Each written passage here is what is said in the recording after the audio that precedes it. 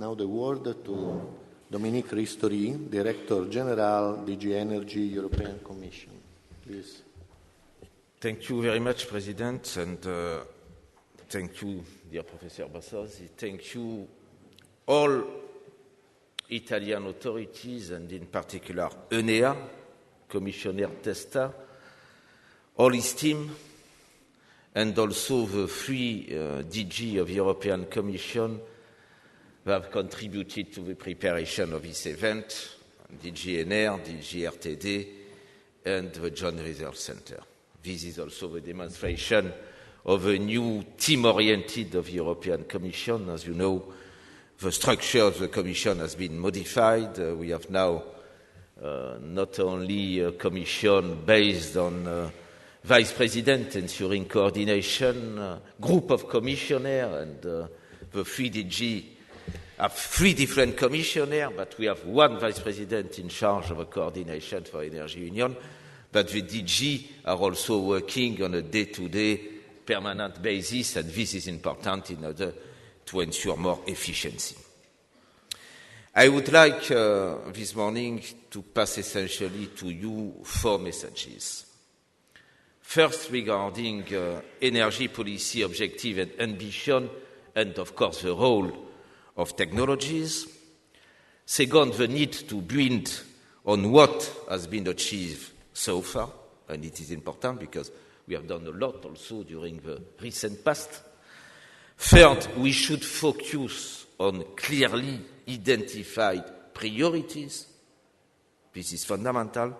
And finally, we need joint efforts and a real improved governance. First of all, the new energy policy objective. As you know, we are facing today three main challenges. First, energy security, well illustrated by the crisis Russia-Ukraine, and we have just presented in June a new European energy security strategy. Extremely important in order also to give a push into the direction of real more diversification, reduction of the dominant situation of Russia in the European gas market, a push to Euro-Mediterranean policy. We had in Rome an important meeting 2 weeks ago, and with the presence also of Maros Sefcovic, the President of the Commission, and the Italian Minister, and many others. But we have also additional challenges. We have the fantastic challenge of climate change and the preparation of Paris next year. And as you know, energy is representing 80% of emissions. The use and the production of energy is representing 80% of emissions. Accordingly, our responsibility is absolutely fundamental. And in that context, the big success of the recent October European Summit for the 2030 Energy and Climate Framework is of fundamental importance. It has opened the door for also US, the United States, and China joining the European Union in order to cooperate more, in order to prepare a success for the first time in the history next year in Paris. And you well know, European Union plus United States plus China, we are representing quasi 50% of world global emission. And finally, the third challenge is the challenge of competitiveness and investment. Investment has decreased 15% since the beginning of the financial and economic crisis. And only in Europe, per year, for the following 3 years, per year, we need annually around 200 billion of euro of additional investment. Both quasi half for generation, transport, distribution, modernization of grid, new physical lines, but also half for energy efficiency, for industry, but essentially for building, renovation of building, insulation of building. This is a fantastic challenge. And as you know, the three priorities of energy policy are completely interlinked, interrelated. We should not oppose at all competitiveness, security, and sustainability. And the Energy Union in that regard, as presented by you, Juraj, is a fantastic opportunity to well illustrate as interlinked are the three priorities, and requiring also clear support coming from other policies, transport, research, industry, environment, etc. We cannot work efficiency in splendid isolation. And when we are speaking about research, it's crystal clear. Accordingly, if the European Union has been placed at the heart of European priorities, and as you know, this has been endorsed by the European Council, by all our leaders, head of state, government, etc., but also European Parliament, but also European Commission, it is because of the crucial role of energy for the competitiveness of European economy and for the welfare of our European population. And research and technological innovation is essential to achieve our target, to make the transformation of our energy system, European energy system, a real success. In other words, it is essential to support all our three energy policy objectives, which are clearly established. And having in mind this political panorama and the crucial role of research and innovation, we should build on what has been achieved so far. And we have done a lot in the recent past. It would be completely an illusion to seem to discover only a new world without no realization in the past. We have done a lot. And let me present some examples. For example, the European Union has achieved already great reduction in terms of cost of renewable technologies due to our policy promoting investment in renewables and promoting this investment with targeted research and innovation efforts. Doing that, in particular, using the Framework Programme 7, but also European Economy and Recovery Fund. We have been in situation for the wind sector to ensure a significant reduction of the prices of wind turbine. The prices has fallen by 1/4 since 2008, and we have already 12 gigawatt capacity installed annually. This is both due to medium-term research efforts and to the learning curve and improvement of technologies and manufacturing processes in the phase of commercial production. But the EU has also invested a lot, as you know, in solar energy. We have managed a decrease in cost that is still ongoing, in particular for photovoltaic. We have splendid new laboratories, in particular in ISPRA, regarding photovoltaic and solar energy. And doing that, we have been in a situation to manage photovoltaic, placing this new technology in situation of real competitiveness with all other energy sources. But we could also present other examples.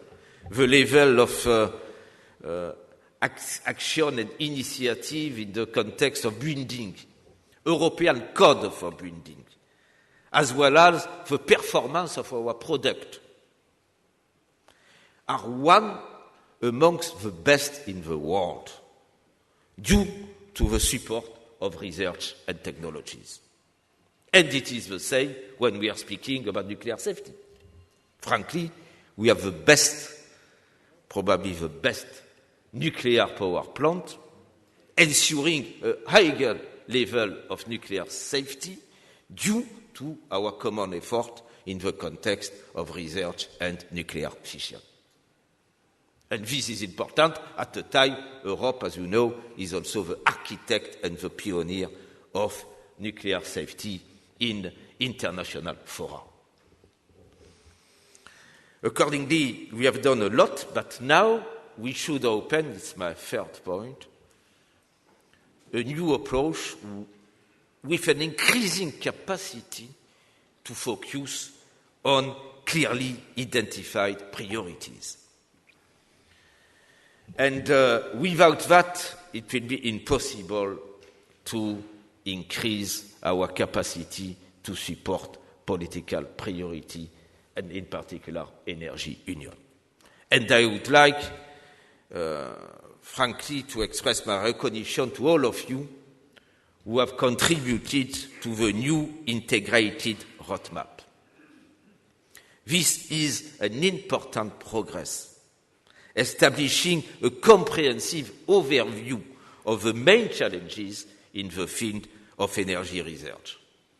And I will mention some key areas, and in particular 4. First of all, the need to reduce primary energy demand.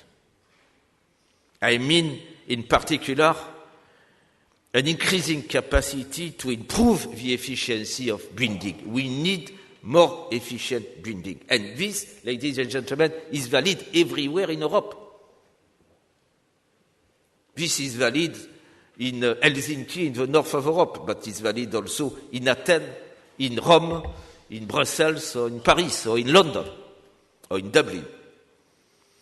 And we need for that to develop the best modern and available technique, using the best advanced materials, including using nanotechnologies, in order to be more performant.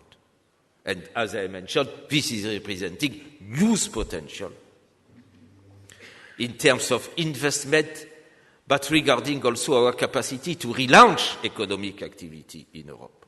And it is why, for us, energy efficiency is an absolute priority. This is valid when we are speaking about local heating system, district heating system.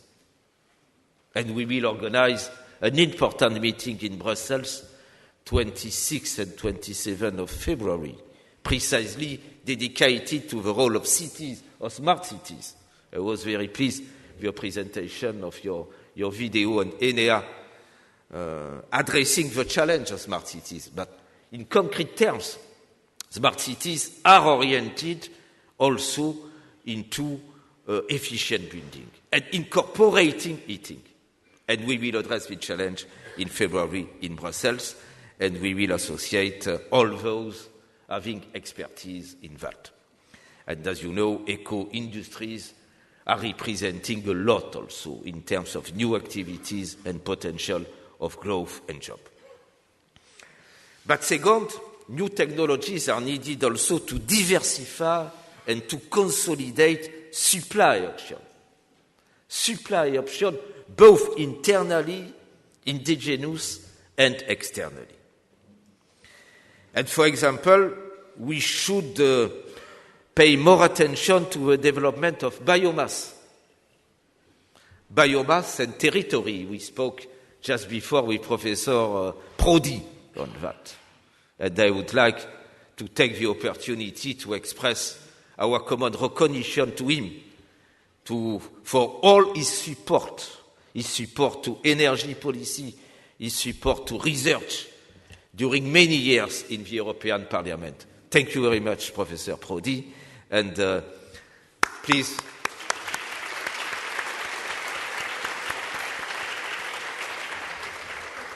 Thank you very much, not only for the past, but we need also your expertise for the following years, and I am sure we will maintain a clear bridge together in order to develop more this type of option, extremely important, when we have in mind the role and the place of biomass regarding renewable energy.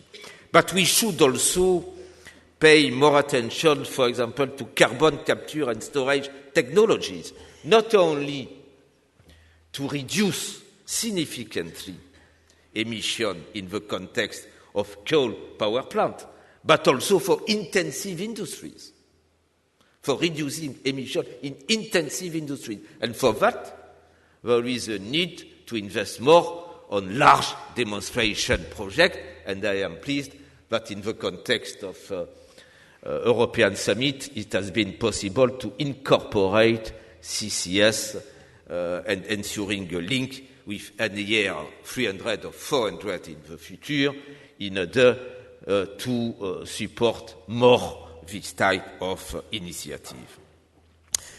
There is also a need to assess more and better the potential of unconventional hydrocarbon in terms of exploration and production.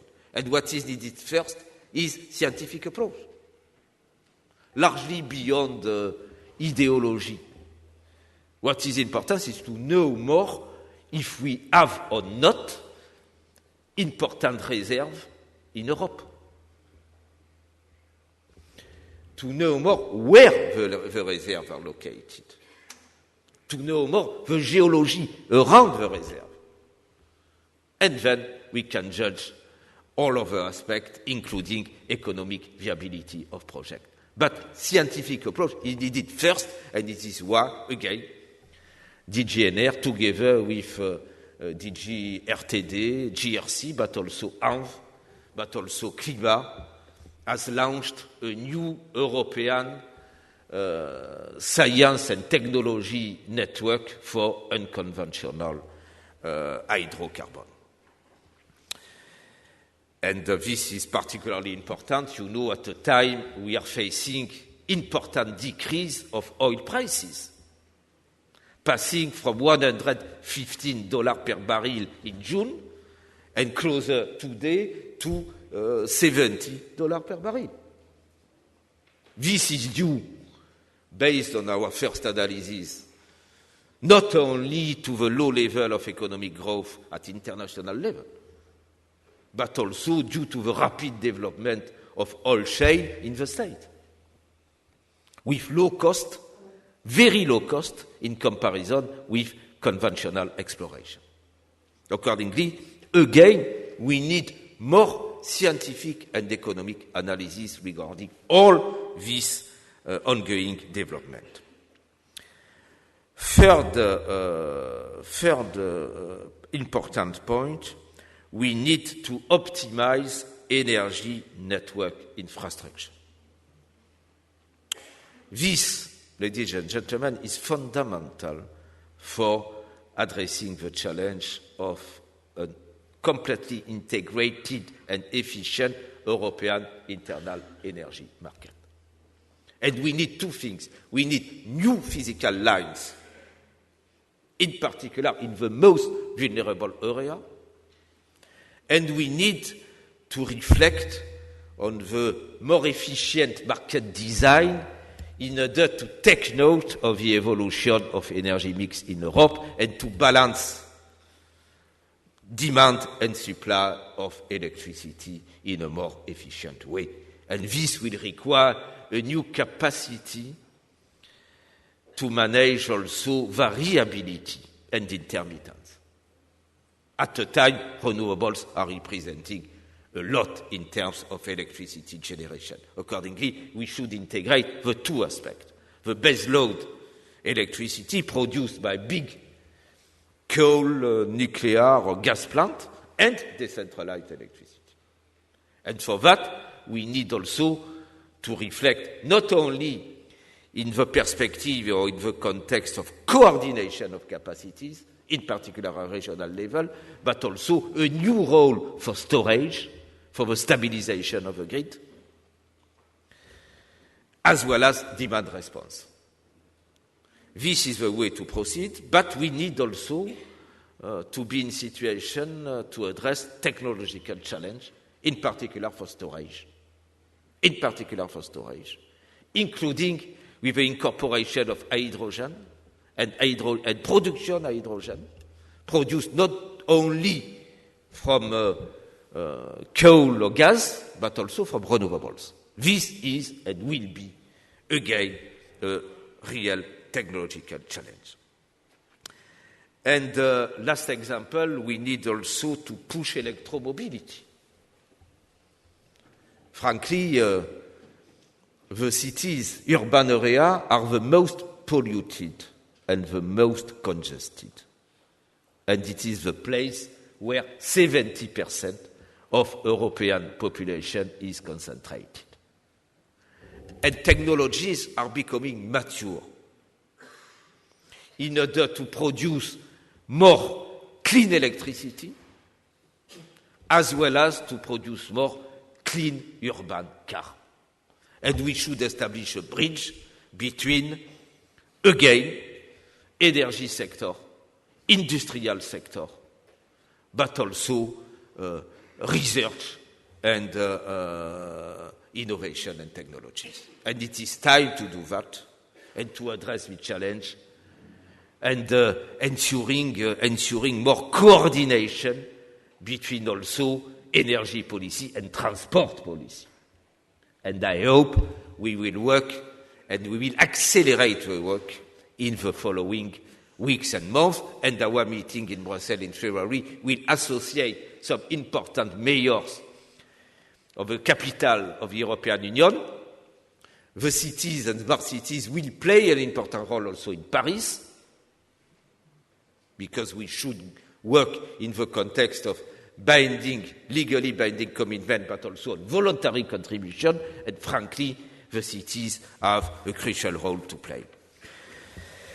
Accordingly, these are concrete priorities we should address, and you can see all these priorities at the end should be received as profitable not only for us, but first of all, to the whole European society, to its citizens. And this will be fundamental at a time the evolution of technologies is opening a new world. And this is not only valid for telecom. This tomorrow will become a reality for energy.